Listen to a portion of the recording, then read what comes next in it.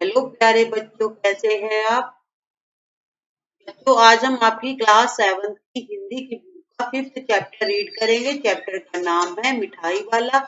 इस पाठ के लेखक का नाम है भगवती प्रसाद वाजपेयी। तो बच्चों, आपको हर पाठ के लेखक का नाम याद रखना है, क्योंकि ये बच्चों प्रश्न आता है आपका, चाहे ऑप्शनल हो या छोटा सा पूछा जाए, तो आपको हर पाठ के लेखक का नाम याद रखना है।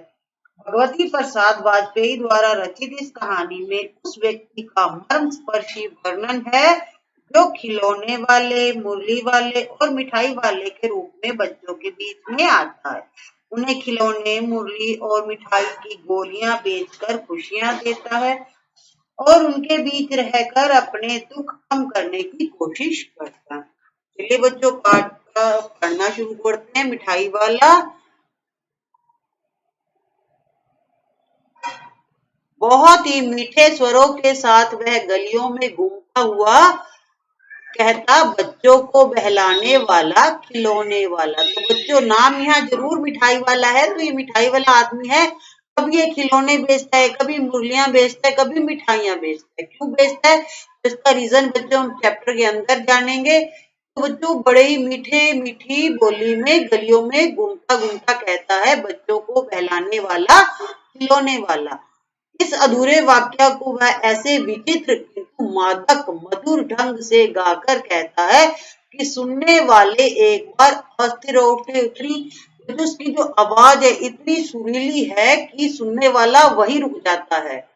उसके स्नेहा बिशप कंठ से फूटा हुआ गान सुनकर निकट के मकानों में हलचल मच जाती है। तो बच्चों, जो प्यार से वो बोलता है, तो आसपास के लोग होते हैं, चाहे वो मकानों के अंदर बैठे हो, वो भी बाहर निकल आते हैं।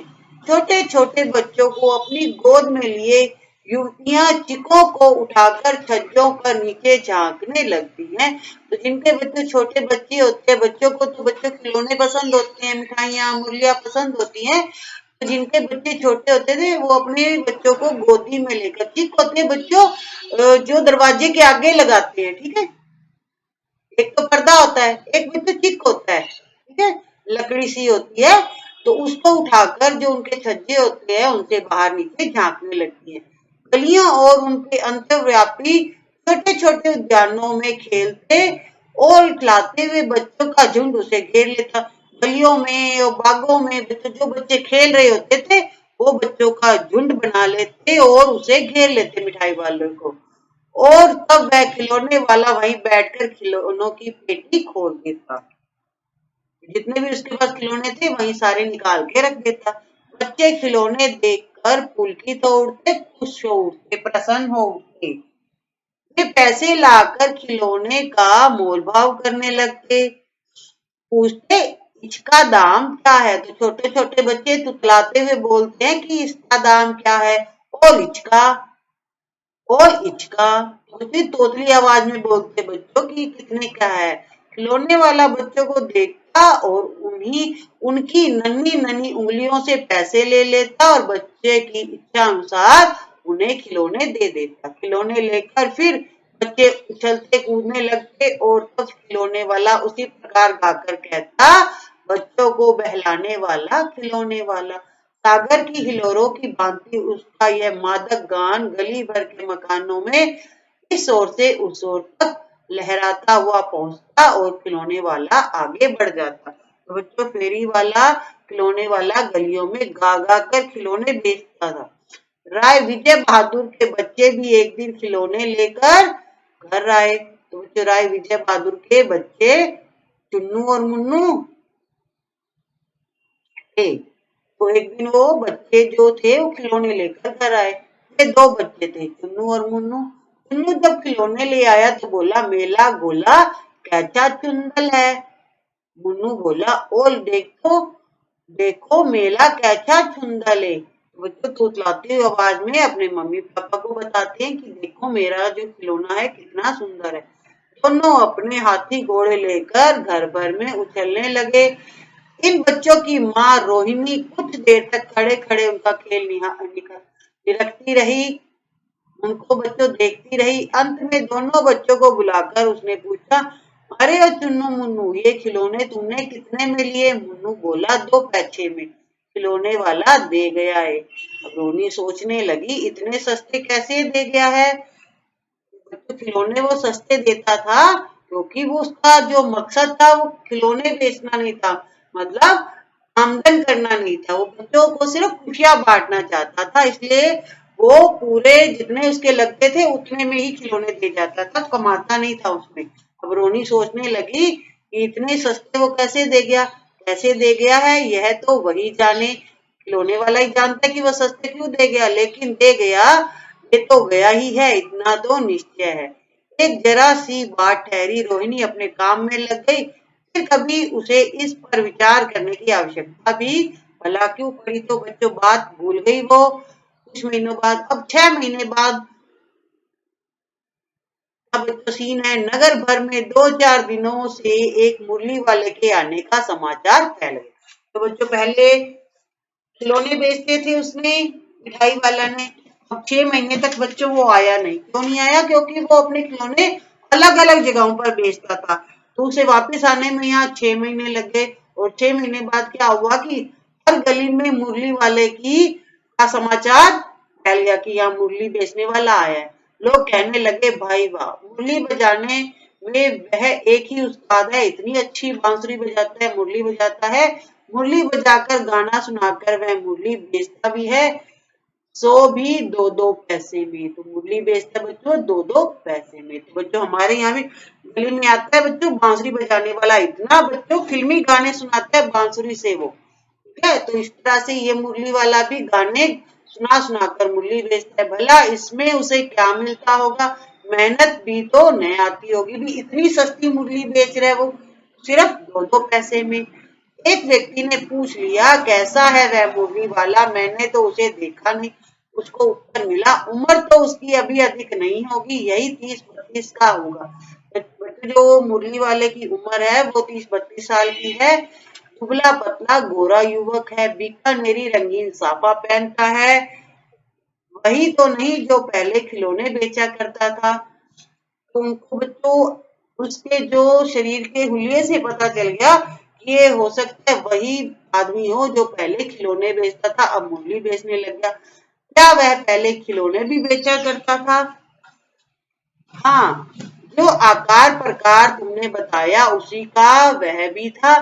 जो तुमने बच्चों उसके शरीर का हुलिया बताया है वो खिलौने बेचने वाले का भी सेम ही था, तो हो सकता है वही हो। तो वही होगा, पर भाई है वह एक उस्ताद, मतलब इतनी अच्छी बांसुरी बजाता है कि कोई उसे मात नहीं दे सकता। प्रतिदिन इस प्रकार उस मुरली वाले की चर्चा होती, रोज उस मुरली वाले की चर्चा होने लगी। प्रतिदिन रोज नगर की प्रत्येक गली में उसका मादक मृदुल स्वर सुनाई पड़ता, बच्चों को बहलाने वाला मुरलिया वाला।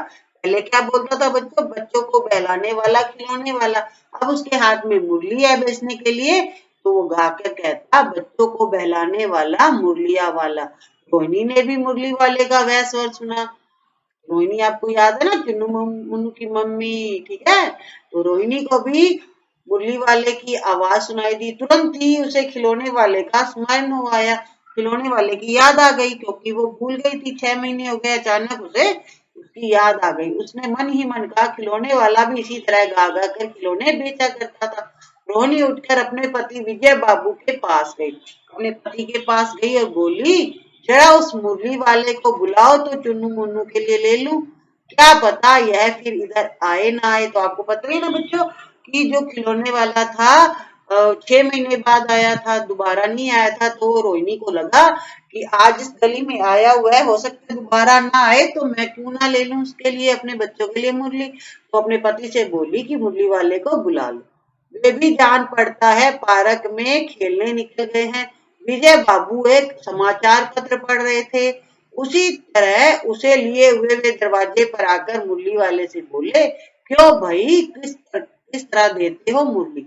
उसने मुरली वाले से मुरली के पैसे पूछे, कितने के है? तो देखिए ये मुरली वाला है और मुरलियां बेच रहा है। मुरली को बच्चों बांसुरी भी कहा जाता है। बच्चों ने देखो बच्चों किस तरह से घेर रखा है मुरली वाले को, जब वो खिलौने बेचता था तो इसी तरह से घेर लेते थे। ठीक है, देखो यहाँ पर उसके सिर पर साफा बंधा हुआ है बीकानेरी। ठीक है, तो इसकी उम्र 30-32 साल की। अब जैसे ही मुरली वाले की आवाज आई, सब मुरली लेने के लिए बच्चे दौड़े। दौड़ते दौड़ते क्या हुआ, किसी की टोपी गली में गिर पड़ी, किसी का जूता पार्क में टूट पड़ा।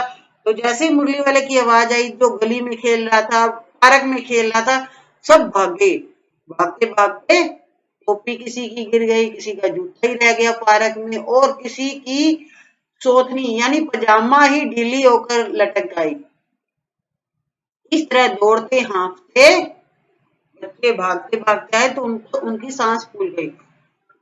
हाँफते हुए बच्चों का झुंडा पहुंचा, एक स्वर में सब बोले, हम भी लेंदे मुल्ली, बोल, हम भी लेंदे मुरली। अब बच्चे तोते आवाज में बोलते हैं ना, तो उन्होंने बोला कि हम भी मुरली लेंगे, हम भी मुरली लेंगे। हर बच्चा बोलने लगा। मुरली वाला हर्ष गदगद हो उठा, बहुत ज्यादा खुश हो उठा। बोला, सबको देंगे भैया, लेकिन जरा रुको, ठहरो, एक एक को देने दो। मतलब थोड़ा इंतजार करो, सबको मिल जाएगी, एक एक को बारी बारी से सबको देंगे।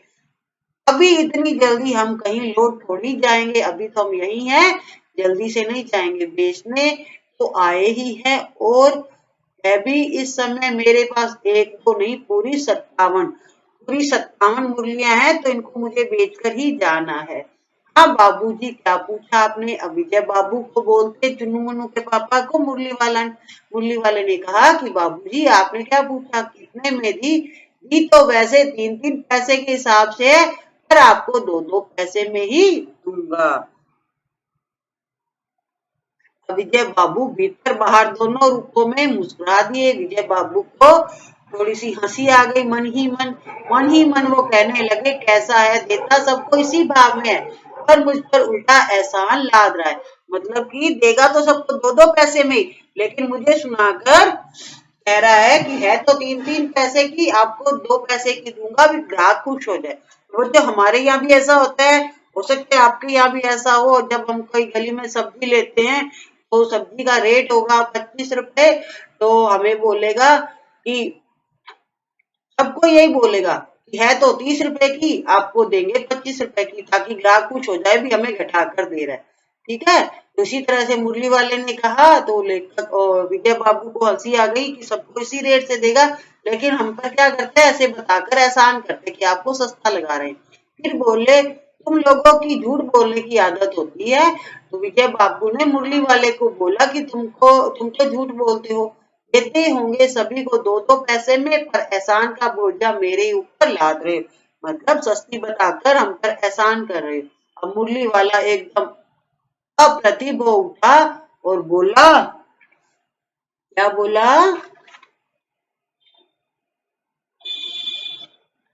कि आपको क्या पता बाबूजी, इसकी असली लागत क्या है, कि ये कितने में बनी है, मुझे कितने में पड़ी है।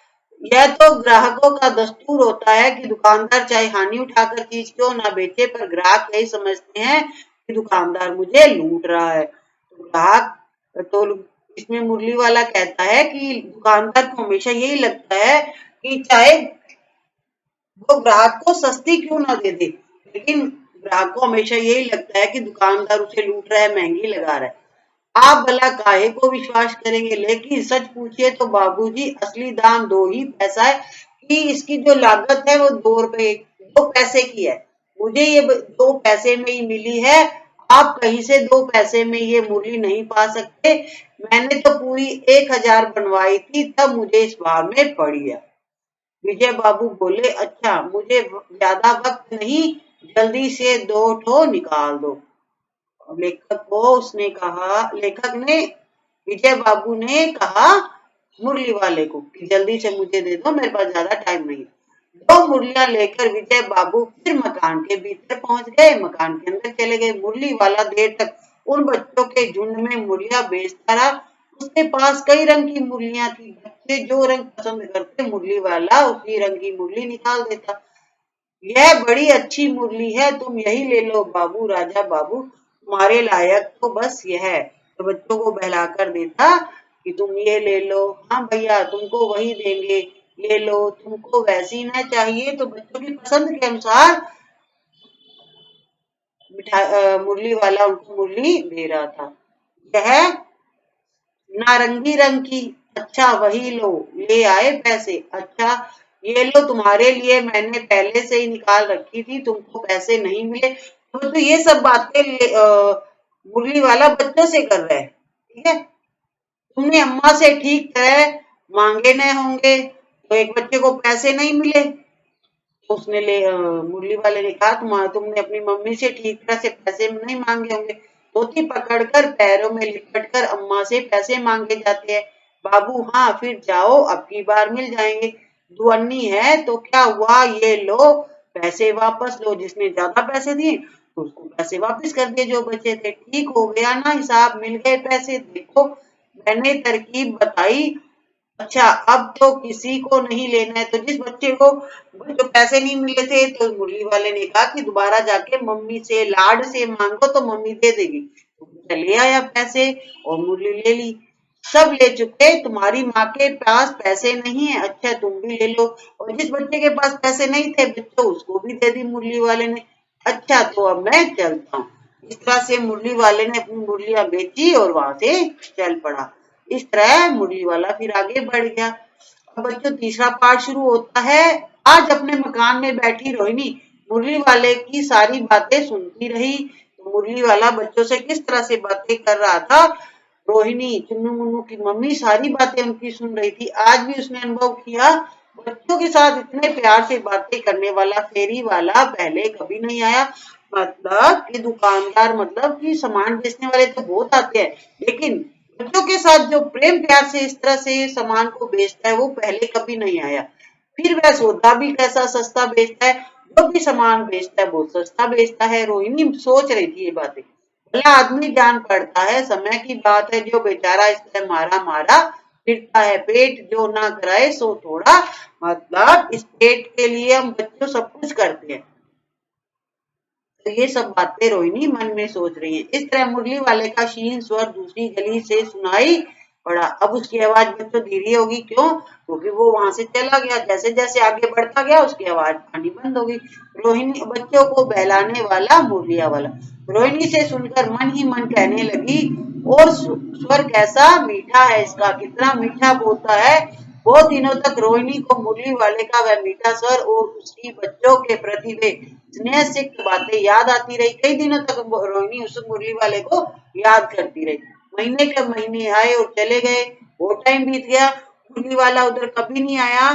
तो रोहिणी फिर उसे भूल गई। फिर मुरली वाला ना आया, धीरे धीरे उसकी स्मृति भी क्षीण हो गई, उसको भी मुरली वाला भूल गया। अब बच्चों फिर देखिए पार्ट चौथा शुरू होता है। अब 8 महीने बाद का दृश्य है। 8 महीने बाद में वो वापिस आया मुरली वाला। सर्दी के दिन थे। रोहिणी स्नान करके नहाकर मकान की छत पर चढ़कर आजान लंबित केश राशि सुखा रही थी। अपने लंबे लंबे जो बाल थे वो धूप में सुखा रही थी। इस समय नीचे की गली में सुनाई पड़ा बच्चों को बहलाने वाला मिठाई वाला। उसी तरह से फिर बच्चों वही मीठी आवाज आई 8 महीने बाद। ये देखिए बच्चों, मैंने आपको कहा था ना चिक, तो ये जो चिक है जिसके पीछे ये रोहिणी खड़ी है, तो ये बच्चों ये चिक है, ठीक है। ये दरवाजे के आगे आपने देखी होगी कभी, इसे ऊपर फोल्ड भी कर सकते हैं। तो ये जो बच्चे खड़े हैं ये चुन्नू मुन्नू है, ये चुन्नू मुन्नू है, इनकी मम्मी रोहिणी है और ये उनकी दादी माँ है चुन्नू मुन्नू की। और ये बच्चों है मिठाई वाला। पहले उसने बेचे थे बच्चों खिलौने, फिर बेचे मुरली, और अब बच्चों को मिठाइयां बेचने के लिए लाया है। मिठाई वाले का स्वर उसके लिए परिचित था, अर्थात जो मिठाई वाले की आवाज थी वो रोहिणी ने सुन रखी थी। आवाज तो बच्चों सबकी कभी नहीं बदलती। उसका सामान जरूर बदला था बेचने को, लेकिन जो उसका शरीर था वो भी नहीं बदला, क्योंकि जो आदमी का शरीर होता है, जो शक्ल होती है वही रहती है। तो उसकी आवाज थी बच्चों बिल्कुल वही थी। मिठाई वाले का स्वर उसके लिए परिचित था। झट से रोहिणी नीचे आई और रोहिणी पहचान गई कि ये वही मुरली वाला है। उस समय उसके पति मकान में नहीं थे, घर पर नहीं थे। हाँ, उनकी वृद्धा दादी थी। उनकी जो दादी थी वो उस समय घर में थी। रोहिणी उनके निकट आकर बोली, दादी चुन्नू मुन्नू के लिए मिठाई लेनी है। जरा कमरे में चलकर ठहराओ, मैं उधर कैसे आऊं, कोई आता न हो, जरा हटकर मैं भी चिक की ओट में बैठी रहूंगी। तो जो पहले जो महिलाएं थी वो बाहर सरेआम बाहर नहीं घूमती थी, ऐसे बिना घूंघट के पराये आदमी के सामने नहीं आती थी, ठीक है। तो वो किसी बुजुर्ग को या घर में जो आदमी होता था उसको ही कहते थे, खुद नहीं आते थे। तो रोहिणी के साथ भी ऐसा हुआ था, उसके पति घर पर नहीं थे, तो उनकी जो बूढ़ी दादी थी उसने बूढ़ी दादी को बोल दिया कि चुन्नू मुन्नू के लिए मिठाई लेनी है तो आप मिठाई वाले को रोक लो और मैं चिक के पीछे खड़ी रहूंगी। ये देखिए चिक के पीछे खड़ी है, मैंने आपको पहले भी दिखाया था। दादी उठकर कमरे में आकर बोली, ए मिठाई वाले इधर आना। मिठाई वाला निकट आ गया, बोला कितनी मिठाई दूं माँ? ये नए तरह की मिठाइयां हैं, रंग बिरंगी, कुछ कुछ खट्टी कुछ कुछ मीठी, जायकेदार, बड़ी देर तक मुंह में टिकती है, जल्दी नहीं घुलती, बच्चे बड़े चाव से चूसते हैं। इन गुणों के सिवाय ये खांसी भी दूर करते हैं। कितनी दूध चपटी गोल पहलदार गोलियां हैं, पैसे की 16 देता हूँ। मिठाई वाले ने अपनी मिठाइयों के गुण बता दिए दादी माँ को, और 1 पैसे की 16 देता है वो। दादी बोली 16 तो बहुत कम है, भला 25 तो देते। अब दादी भी लालच में आ गई कि बहुत कम दे रहा है, सब ऐसे ही करते हैं बच्चों। अब मिठाई वाला बोला, नहीं दादी अधिक नहीं दे सकता, इतना भी देता हूँ।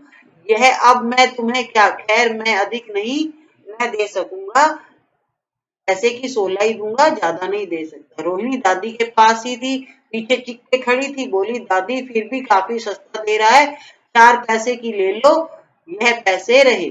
अब वो रोहिणी दादी को समझाती है कि वो सस्ती दे रहा है, हमें ले लेनी चाहिए। मिठाई वाला मिठाइयां गिनने लगता है, तो 4 की दे दो, अच्छा 25 नहीं सही 20 ही दो।